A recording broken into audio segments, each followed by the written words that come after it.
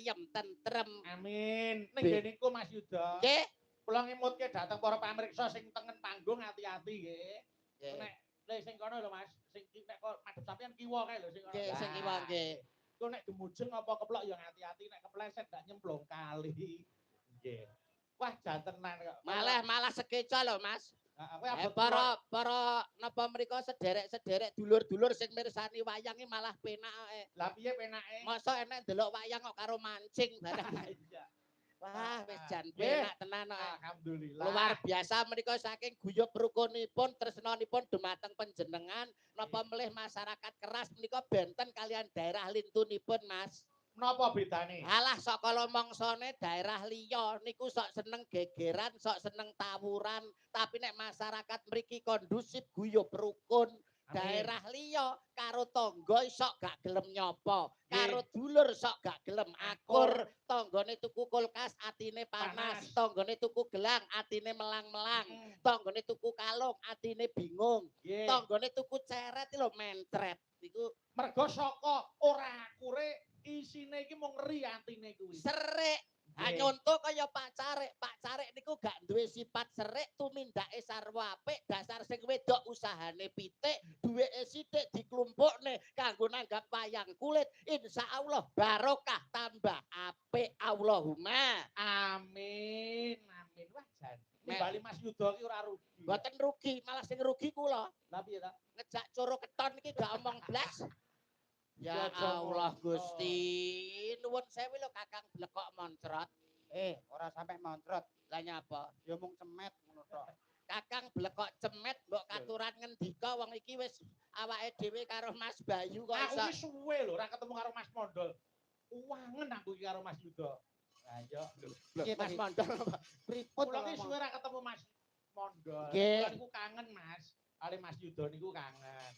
Ngomong nyatane iso dadi cicak panggung ya arang-arang. Arang-arang ono lari sih ora jamak. Nggih, panjenengan semanten ugi menawi saka tresnane panjenengane Pak Carik kalih panjenengan kula nggih mboten piyambak. Lah jenengan lak mboten sumerep to, Mas? Apa?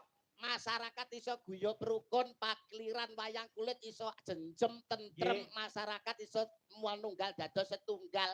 Niku gara-gara sinten lak gak ngerti. Sapa sing jalari? Lah niki. Wah, Mas Mondol nggih menika salah setunggale dagelan sing menungso raine kaya cok bakal. Cok bakal ndoke siji kok. Lah ndokmu pira? Loro. Ya geceken sitok to kok iso. Kalau enek Mas Bayu kalau. Selamat malam Mas Mondol. Selamat malam Mas Bayu Ijo. Bayu Aji kok Bayu Ijo. Mas Bayu Aji. Bayu Aji kok Bayu Ijo. Bayu Aji. Ora nggih sehat Mas Mondol. Alhamdulillah sehat. Nggih, syukur nek panjenengan sehat. Mas Yuda. Nggih, Mas Bayu nggih. Malam ini sangat luar biasa. Luar biasa.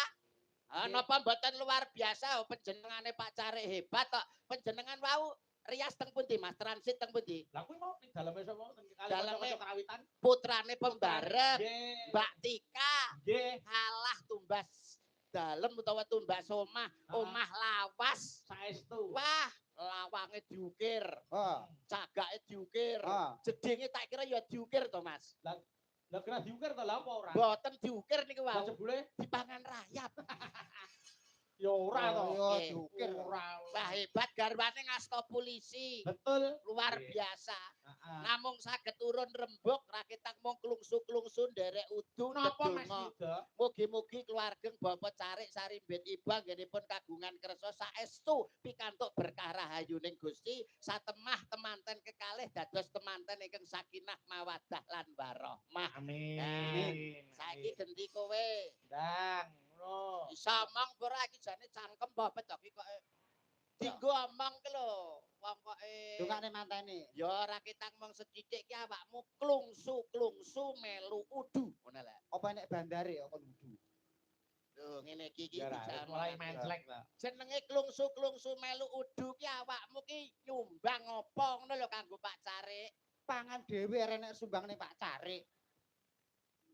Ngene lho, kowe saka omah rene iki oleh-olehmu apa? Nggo Pak Carik kuwi lho. Wong kula niki mriki malah golek lho Mas kok nggo oleh-oleh.